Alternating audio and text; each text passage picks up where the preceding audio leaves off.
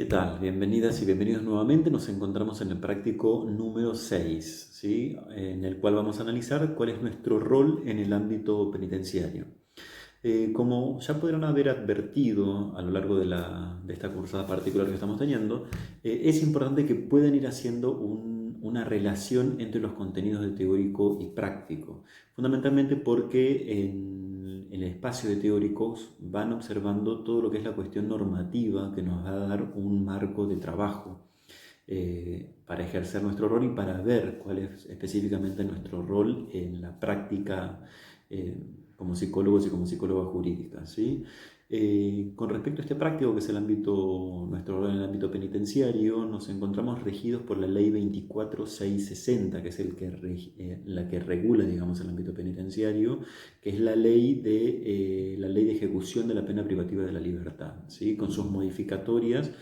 Ustedes sabrán, como habrán visto, digamos, en noticias o en los medios de comunicación, hubo una reforma reciente en los últimos años eh, que modifica, digamos, esta regulación.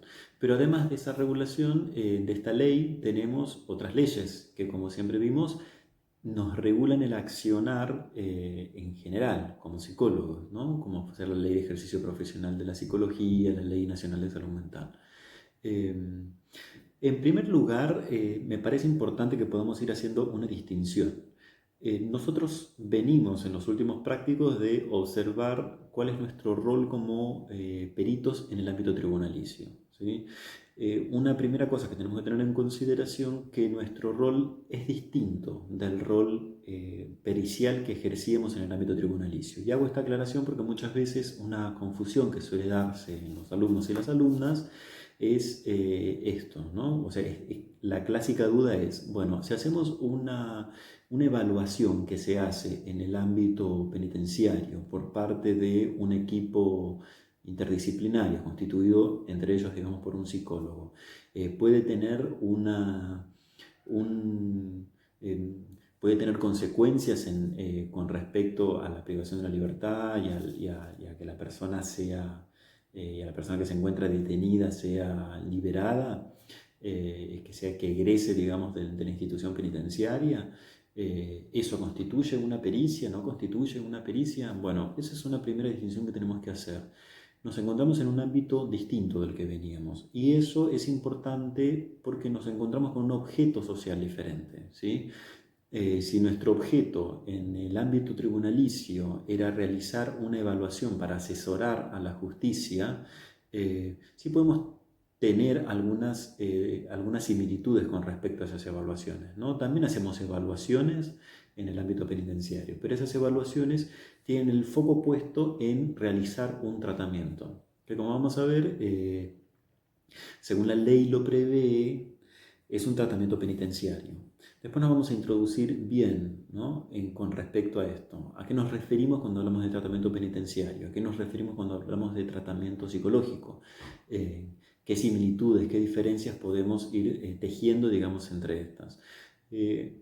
Con respecto a nuestro rol específicamente en la inserción profesional en el ámbito penitenciario, podemos encontrarnos realizándolo desde dos áreas que son diferentes, que trabajan en forma mancomunada, pero integran, digamos, dos equipos completamente distintos, ¿sí? Uno es el área criminológica y el otro es el área asistencial. Respecto al área criminológica, si recuerdan lo que vieron en criminología, en los primeros teóricos con respecto a la criminología se aboca al estudio de la génesis de la conducta delictiva, ¿sí? Entonces, nuestro rol va a ser integrando un gabinete criminológico que integra, digamos, un organismo técnico criminológico que tiene una función bien determinada. Esa función es hacer un estudio en profundidad de la personalidad del individuo y en base a ese estudio poder elaborar un plan de tratamiento, ¿sí? Un diagnóstico, un pronóstico y un tratamiento, que no lo va a ejecutar a ese plan de tratamiento el gabinete criminológico, sino que ese plan de tratamiento va a ser realizado por el área asistencial, ¿sí? Integrada por un equipo interdisciplinario también, que es distinto de este gabinete criminológico. Ahora bien, ¿qué características tiene este tratamiento? Bueno, la ley prevé que es un tratamiento interdisciplinario, que es un tratamiento eh, individualizado. Individualizado no quiere decir que sea individual. Individualizado quiere decir que está ajustado a la personalidad del sujeto, a sus necesidades, pero también al deseo de esa persona, en nuestros términos, ¿no? Entonces, vamos a ver posteriormente que en las distintas fases, en la primera fase, que es la fase de observación, cuando se tiene que hacer el estudio en profundidad de la personalidad del sujeto, es importante tener entrevistas con la persona para poder adecuar ese plan de tratamiento en base a las necesidades de esa persona en especial. Eso con respecto a lo que sería el área criminológica, ¿sí? La elaboración de ese tratamiento eh, penitenciario se va a integrar en forma posterior a lo que es la historia clínica criminológica. La historia clínica criminológica, tengan en cuenta que es un documento legal, ¿sí? En donde se incluye cómo va evolucionando el tratamiento de esa persona y todos los análisis sobre la conducta delictiva, sobre el tratamiento en general, se van introduciendo, digamos, en esta historia clínica criminológica. Distinta es nuestra función como psicólogos en el área asistencial, ¿sí? En el área asistencial, entonces, vamos a realizar un tratamiento. Pero este tratamiento, tengan en cuenta que es un tratamiento penitenciario, que es interdisciplinario, como dijimos, que es individualizado. Y nuestro tratamiento psicológico va a ser uno de los aspectos de ese tratamiento penitenciario. ¿Bien? Podemos hacer un tratamiento que sea en forma individual, pero también podemos hacer tratamientos que tengan un corte más grupal, ¿no? Es muy habitual, esto también depende de cada jurisdicción y depende de la realidad, de la infraestructura y del personal, digamos, de cada institución, que los tratamientos, por ejemplo, haya tratamientos focalizados para ofensores sexuales, tratamientos focalizados para personas que tienen problemáticas de consumo problemático de sustancias, eh, para ofensores primarios, eh, para tratamientos focalizados con respecto a la prevención del suicidio. Bien, todos estos tratamientos, entonces, van a tener un aspecto que es el tratamiento psicológico, pero también dentro de lo que es el tratamiento se llama a las otras esferas que están incluidas dentro del diseño del tratamiento realizado por el gabinete criminológico, ¿sí? Bueno, ¿qué implica? Los informes socioambientales que puedan realizar los trabajadores o trabajadoras sociales, eh, todo lo que es el tratamiento médico, el aspecto recreativo, el aspecto convivencial. Bien, todo eso reviste lo que es el tratamiento penitencial. Ahora bien, tanto el área criminológica como el área asistencial, voy a bajar un poco las manos si no quedan como gigantes, integran ambos lo que es el Consejo Correccional, ¿sí? El Consejo Correccional entonces está integrado por profesionales de ambas áreas, tanto del área criminológica como del área asistencial, ¿sí?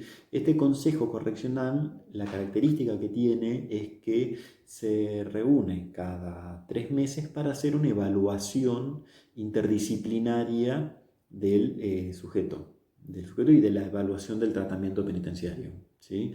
Entonces, esta evaluación va a tener como característica que se labre, digamos, que termine generándose un acta en donde consta la evaluación en términos de conducta y términos de concepto. Esto está bien determinado, me parece, no tanto en la ley, sino en el reglamento, en el decreto reglamentario, ¿sí? Tengan en cuenta que la ley la realiza el Poder Legislativo y después el decreto reglamentario de esa ley la realiza el Poder Ejecutivo, que es el que da el cuerpo y dice básicamente cómo se va a realizar desde el Poder Ejecutivo eso que emana del Poder Legislativo. Bien. Entonces, en esta evaluación vamos a tener una nota de conducta y una evaluación de concepto. Todas esas evaluaciones se van a van a ser de suma importancia porque pueden generar implicancias con respecto a la evolución y a los beneficios que pueda llegar a obtener la persona que está realizando el tratamiento penitenciario. Tengan en cuenta que el tratamiento es de carácter obligatorio para los condenados. Tiene un aspecto que es obligatorio y tiene un aspecto voluntario, ¿no? Obligatorio es todo lo que refiere a la disciplina y a las obligaciones, digamos, de los que se encuentran privados de su libertad. Y por otro lado es optativo en todo lo que nos refiere, a eso, ¿sí?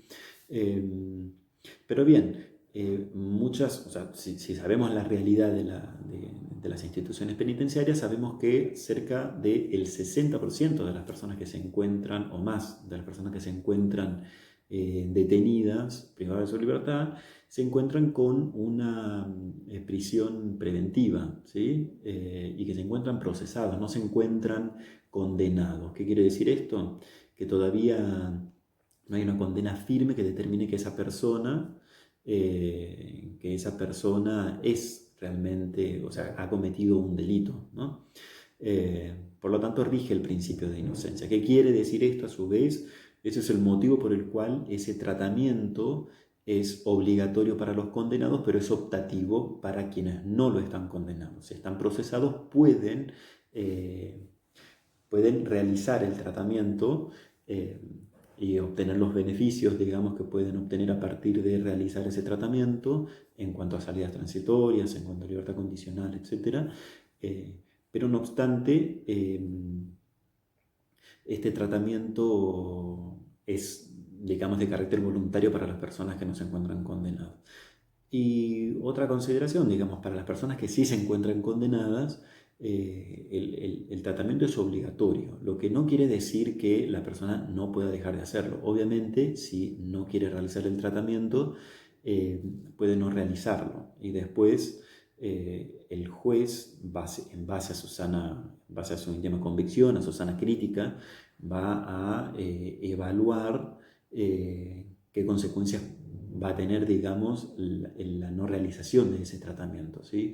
Tengan en cuenta que nosotros elaboramos, que el gabinete criminológico es quien va evaluando la evolución del tratamiento. Y es una evolución, y es un diagnóstico, que es un diagnóstico dinámico. ¿Qué implica que sea un diagnóstico dinámico? Que esa evaluación que se va realizando va reajustando o tiene que ir reajustando el tratamiento que se va realizando en el área asistencial.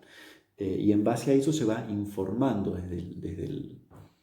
desde el área criminológica al juez de ejecución penal, ¿sí? Y el juez de ejecución penal irá tomando las determinaciones que considere pertinentes en base a la evolución, digamos, de cada persona. Ahora bien, las evaluaciones que realizamos nosotros y los informes que enviamos, digamos, al juez de ejecución no son de carácter vinculante. ¿Qué es lo que quiere decir esto? Y esto suscita muchas dudas, ¿no? en las clases y mucho debate. Bueno, ¿qué pasa con nuestras evaluaciones? Si se hace una evaluación y se considera que la persona no ha evolucionado o, digamos, no está realizando el tratamiento, o qué implicancias puede tener eso. Bueno, la realidad es que como nuestro informe no es de carácter vinculante, el juez puede dictaminar, digamos, puede decidir en base a su íntima convicción, a su sano juicio, digamos, e incluso ir a contrapelo de lo que nosotros proponemos, digamos, en los informes. Bien, habiendo realizado este recorrido, estamos en condiciones de continuar profundizando un poco más sobre lo que es nuestro rol, que es un rol que se encuentra en general enmarcado en distintas fases de tratamiento penitenciario. La fase de observación, la fase de tratamiento, la fase de prueba y la fase de libertad condicional, ¿sí? Con respecto a la primera, en la fase de observación, nuestro rol como psicólogo se encontraba en aportar en este gabinete criminológico, en el estudio en profundidad de la personalidad del individuo para poder diseñar un plan de tratamiento que va a ser realizado en forma posterior en la siguiente fase. No obstante, nuestro rol no se reduce a lo que es la pena de la ejecución, o sea, no se reduce a lo que es la privación de libertad, ¿sí? También podemos trabajar, por ejemplo, como oficiales de prueba en lo que es el abordaje del régimen de prueba y que no implica una privación de libertad, ¿sí? Esto se da con frecuencia en ofensores que son primarios y obviamente que tienen un tipo de delito que no implica una privación de libertad. Entonces, ya que la persona se va a encontrar en su ámbito sociocomunitario, nuestro rol está ligado a poder establecer en forma interdisciplinaria redes de contención, de cuidado, para que esa persona pueda continuar con su vida, con su cotidianidad y realizar, digamos, algún tipo de tratamiento y de seguimiento en particular. ¿Bien? Por último, no quería dejar de mencionar algunas cuestiones con respecto a lo que es el tratamiento psicológico en distinción con lo que es el tratamiento penitenciario, ¿sí? Si ustedes pueden leer el primer artículo de la ley, determina específicamente lo que es el tratamiento penitenciario, pero les invito a que puedan reflexionar un poco sobre la distinción entre lo que es un tratamiento penitenciario y lo que es el tratamiento psicológico, ¿sí? Nosotros ya tenemos un recorrido con Basaglia y con los otros autores también para poder entender un poco más críticamente cuál es nuestro rol como psicólogos y como psicólogas en una institución, sobre todo lo que es una institución total, ¿sí? En donde los intereses tanto del Estado como de la sociedad son intereses que son bien delimitados y en donde tenemos que tratar de corrernos de funcionar como agentes de control. Ahora bien, con este tratamiento lo que nos suele suceder con estas personas es que no existe una demanda de tratamiento, ¿sí? Es lo que se dice un padecer mudo, o sea, el padecer de esta persona en particular suele realizarse por medio de actos. Entonces, nuestro rol tiene que estar ligado a poder detener algo de ese monto de angustia, ¿sí? A poder generar las condiciones propicias para que esa persona pueda poner en palabras las cosas que le están sucediendo. Y para eso es importante poder corrernos desde un rol de agentes de control, ¿sí? Que no es, todos los que recorrimos, todas las instituciones totales, sabemos que es un rol en el que muchas veces nos suelen convocar, es una palabra medio paradójica de decir, es un rol, es un lugar en el que muchas veces nos suelen poner las personas que se encuentran en dispositivos totales, ¿no?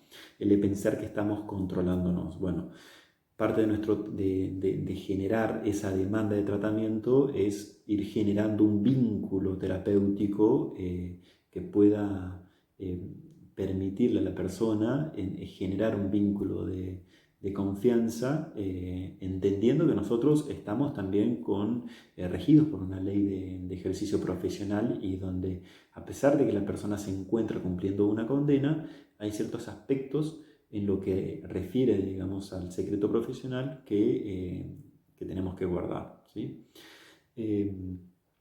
Bien, nos encontramos cerrando este práctico. Espero haber sido claro y se encuentra abierto el foro para que realicen las